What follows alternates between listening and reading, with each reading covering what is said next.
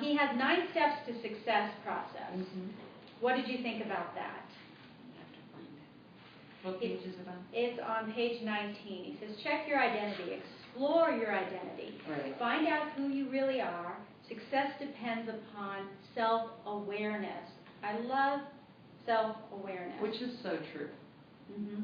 I mean, because had I been self-aware, I totally would have taken the SAG card. In a heartbeat. Mm.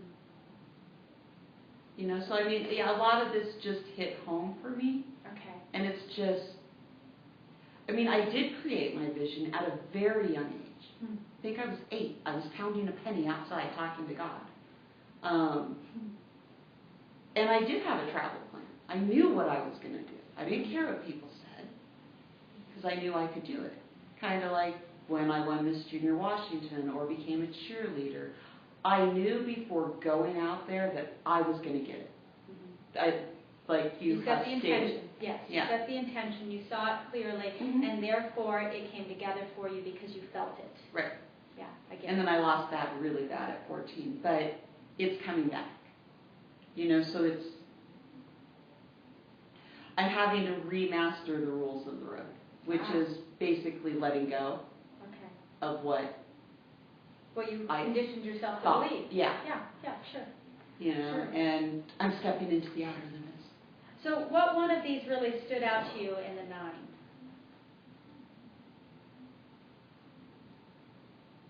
Commit to your vision. Ooh. You know, Number 9, commit to your vision. Mm-hmm. That's awesome. Put all your energy and effort into achieving your goals. Enthusiasm and commitment generate excellence and leads to success. The challenge is to develop the ability to coexist in the world as it changes, never giving in and never giving up. Mm-hmm. I love that too. Coexist in a world as it changes. Yeah, the world is forever changing, right?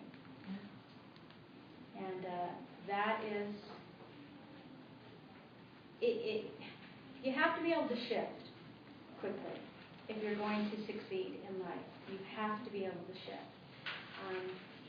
Shift for the good and shift when things are challenging.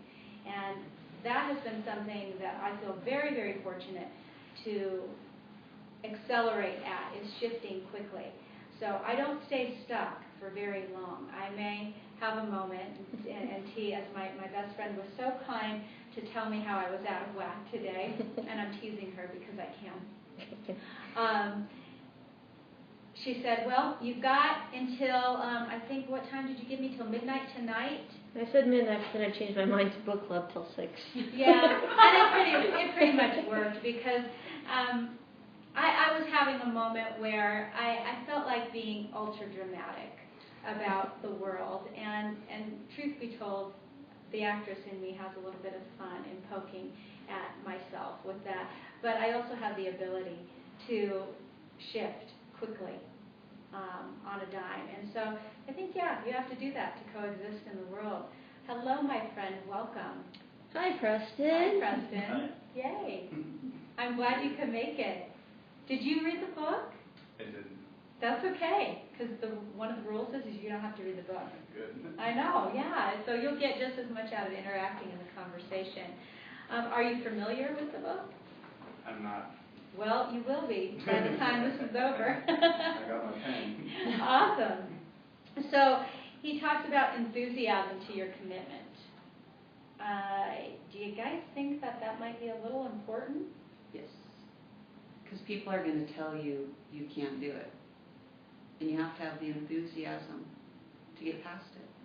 Well, what about this, too? I agree with that. But what about the enthusiasm that it takes to attract or enroll people into your vision? Because who's going to want to come play with me? Would any of you want to come play with me if I wasn't excited? If I wasn't excited about life? And you probably wouldn't want to play with me if I only was excited and I didn't expose the side of me that was real, that told a story of, you know, where I had been and where I am now, and also where do I want to go? You know, because honestly, you wouldn't be able to understand my identity of me. Right. And if I was only excited all the time, it would probably come off very phony. And if I flip-flop between excited and only telling a story of doom, you might think that I was borderline psychotic. I am funny, though. Yeah, what do you have? Karen says, I resonate with the quote where you must heal yourself before healing others. Mm. She says, an identity characteristic that I have that I use positively would be empathy and being able to help others. Yes, I would agree, Karen. You have a lot of empathy. Yeah, that's beautiful. Empathy is a beautiful trait. And it takes patience to have that. So that's important. Did we ever find out if Michael read the book? Did he ever tell us? I don't know. Oh, okay. Step into the outer limits. Make a leap. To grow, you have to learn. To grow, you have to leave your comfort zone. Remember, risk is a natural part of life. Staying the same is standing still. And change, quote, growth, means risk. Well, I always say you're either living or you're dying. So which one do you want to choose?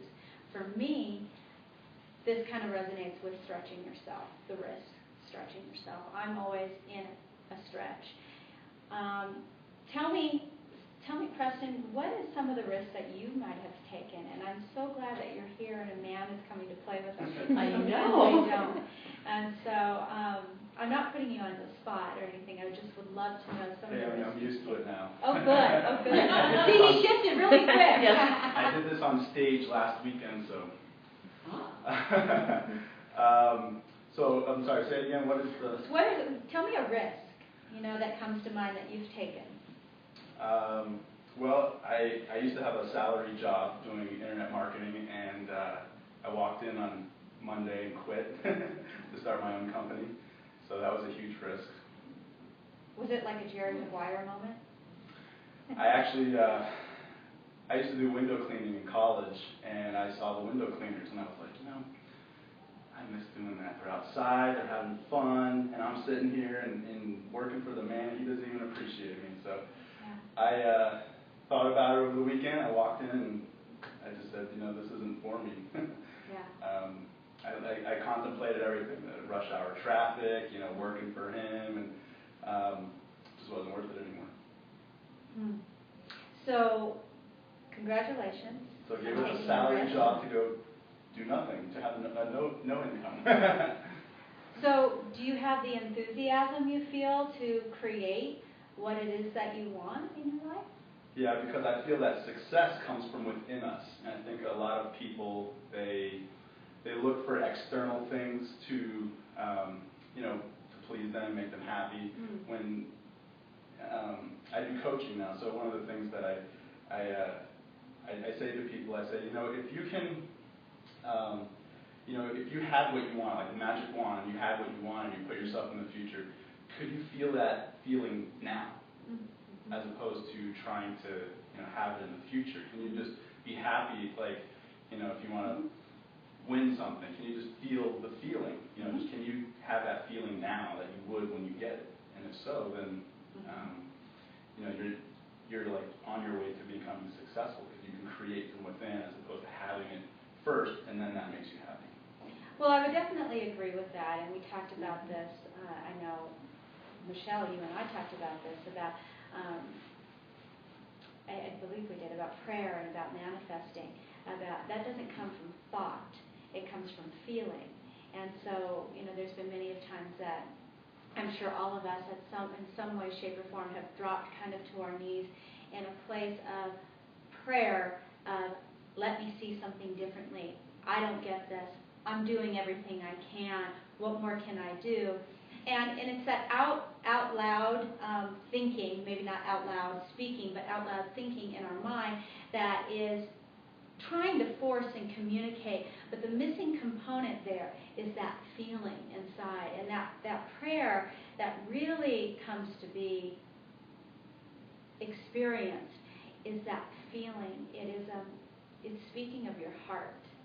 And I think there's another step to that, and It was because of you, the surrender video. The surrender video, basically what it just says is to do that, but then the next step is to let it go. Yes, yes. Don't dwell And on it. do you think that he might be a really smart man because his girlfriend is Oprah Winfrey? Maybe. So there's one thing that's very attractive to me, is when a man can look at an intelligent woman and see not only her beauty, but feel the power of her and say, you know what, she can enhance my life. And in that space, he allows his walls to come down, that vulnerability to come up. And in that, he knows that he's going to be stronger in that space because there is a completion in there. And it doesn't come from the other person, per se. It comes from within, but it's because that's been enhanced and brought out. And, you know, Stedman goes on to talk about with Oprah how, you know, he had what she had. She just learned it a little quicker. Yeah. And I have to say, you know, and sometimes girls learn it quicker than boys, you know. I mean, I love men. Don't get me wrong. I love men, but you know, it's a lot easier to raise boys in the sense that they don't hang on to things. But girls, typically, they learn it a little quicker. We just want to just keep going on and on and on about it forever, though. Let me tell you, that's a whole other subject. So we go on to these questions to consider. And I love this because the first thing says, you can often learn a lot about a character in a book or a movie by what he or she wants. What do you want, desire, or crave in your life? Do you have a passion that drives you? Are you a fan? Do you have hobbies? What's on your bucket list? What dreams make you well you? What dreams make you well you? What are they? And I like that a lot. And today I was having a moment. I've been having this all week, actually. Of course, every woman that I've ever met loves Sex and the City. And why they love it is because it was written so brilliantly that everybody can connect to each character in it. And so as you're watching this, you're having fun because you're like, oh, I can totally resonate with that. Oh, I can totally resonate with that. And it's fun, and they poke fun at themselves, too. So they don't take life so seriously. So there was a definite gift to writing that show. But as you're experiencing that character, you kind of identify with yourself. And you learn, right? You learn about, oh, dear God, is that what I look like, you know? So often I have, you know, Carrie moments. And then, of course, when I have the Samantha moments, you know, I go, oh, dear. Having one of those moments. So I love relating to characters in a movie. What do you desire? What do you desire in life, Michelle? What is it that you really desire? For you. Not for your family, just for you. Just to be comfortable in my own skin, anywhere, anytime. And that's the first thing he talks about in this. You know, a lot of identity comes to being comfortable in one's own skin. And I've been teaching this for forever and ever and ever. You know, people thought I was teaching external beauty. They thought. But it was the creative mother in me that went under the radar to get to the inside, the part that really mattered. But to do that, you know, a lot of times people, they wouldn't have come in if that was really the case. If I said, let's work on your inside beauty, they would have been like, I'm good. I'm good. And especially living in LA, they're like, oh, no, let's work on this. So be comfortable in your own skin. Let me see. What do you crave in your life? I'm going to ask Preston this. What do you personally crave in your life? I like more love in my life. More love. I love it. I love that. That's my core character trait, is I project a lot of love, so I would like to receive some love. Yeah. Yeah, I've heard that a lot from men lately that I've been talking to. Mm-hmm. Yeah, and it's refreshing. Right on. Thanks for saying that. Lisa, how about you? What do you crave?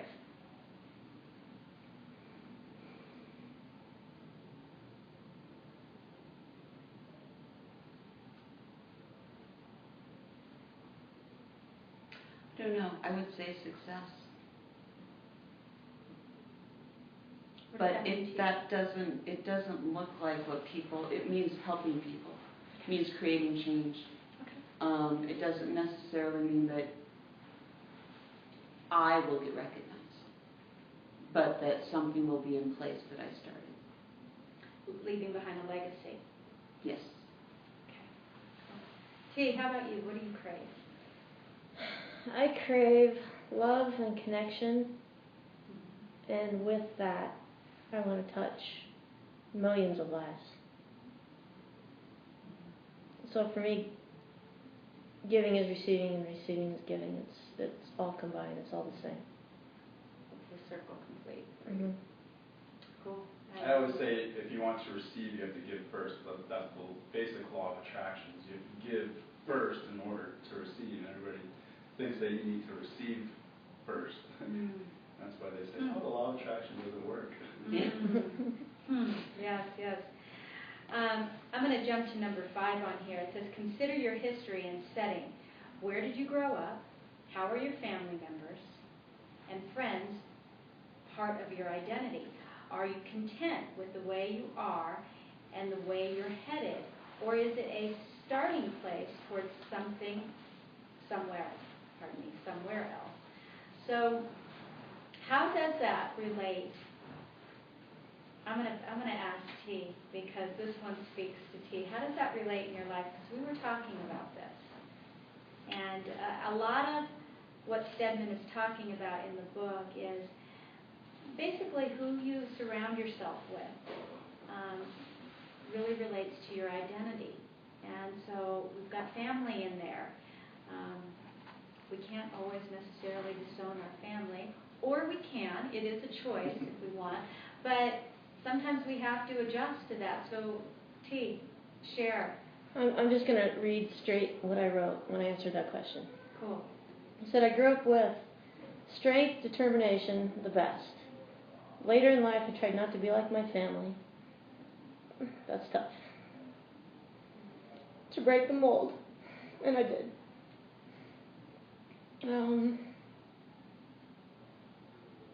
Mostly you are part of my identity. I am content.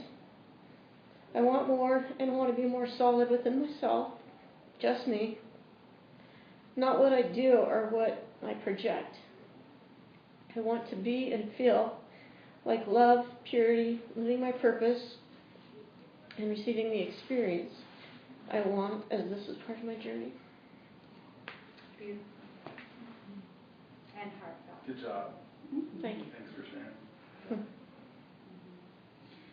So, thank you on a personal note for that. Stedman talks in the book about the people that you hang out with. And I had to think about that, because I don't hang out with a lot of people. And I could tell a story that it's because we work about 14 hours a day. And I spend about 12 of those hours with Tanya. But truth be told, it's that I'm very, very selective to what I expose my energy to and receive.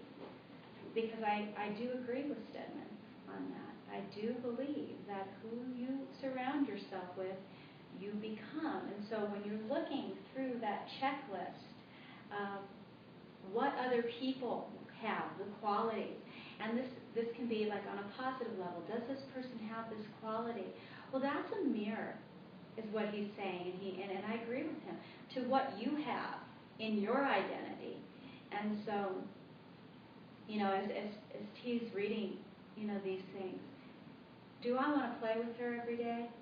Absolutely, I want to play with her every day. She is solid. She does what she says she's going to do. She doesn't waver. She's a rock. She has my back. She believes in me. Okay, let me flip that. That's my identity. That's exactly how I feel inside myself. Of course, I'm going to gravitate to her. It's organic. It's real. And so that's important. And a lot of times people, when they're trying to figure out their identity, they're trying to learn what you need to know to acquire the tools for continual growth. They become the path to success and achievement. Without a vision and the goals and the effort that drive you towards it, you are liable to flounder. Well, gosh, didn't I just talk about floundering around? So, vision. Vision is important. Who in the room has vision for what they want in life? Yes, yes. Okay. It's okay if you don't, and if you at home, if you don't. But you want to get with somebody to create a vision for you. You know, and I don't mean create it for you when I say that. Let me say it a different way. To assist you in supporting you in giving you the tools necessary to create that vision, and also getting rid of the blocks that may be in the way from you seeing your vision clearly. I think that's really important. Can your attitude affect your identity? Absolutely. Yeah. Tell me your experience personally, how it has hindered you. Me? Preston, yeah.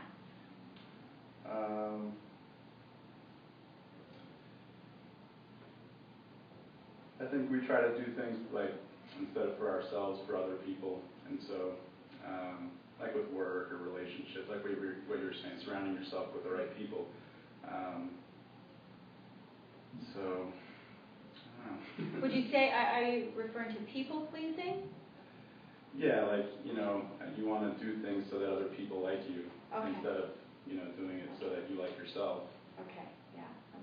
And I've talked a lot about that in the past, about leadership is often really staying true to yourself, and it's not a popularity contest. And so, especially the women that are watching this can relate, especially if you've been a cheerleader, right? Okay, what do cheerleaders do? They go out to win a popularity contest, and again, in life, it's structured around that. I didn't. Yeah. I didn't. But think about the people when you're getting chosen for that. It is a popularity contest, Right. And I know from even auditioning for professional cheerleading for the Laker girls and for the Raiderettes, and the Raiderettes was an interesting experience because it was very different than auditioning for the Laker girls. So you go out and there's 12 spots for the Laker girls, and they're going to re-audition all the girls, and maybe 11 are going to stay on, and they're going to be accepted unless they've done something that has made them frown upon them. And so maybe there's one spot, but when you've got like 48 women, in that. They're looking for you in a popularity contest, how you look, your breast size, how you walk. You're going through basically a cattle call before you even get to show any of your talents. Okay, it was a real eye-opener for me in how I wanted to present myself and my identity in the world, because as a woman, at that point, I was completely offended that I was judged only on my looks. Now, I'm a smart woman. I got that I've got to have, appeal, sex appeal. I've got to be a beautiful woman to present myself in representing that kind of experience. However, there's a little bit more than just looks to be chosen by.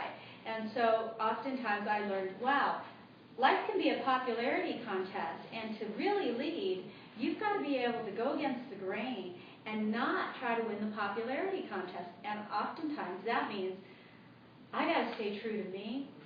You might not like it, and that's okay. I've got to be okay with that.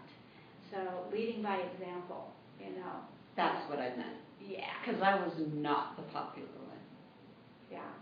And so you I was was something that you wanted to do? freed me from being in the clique, and I got along with everybody, and they hated it.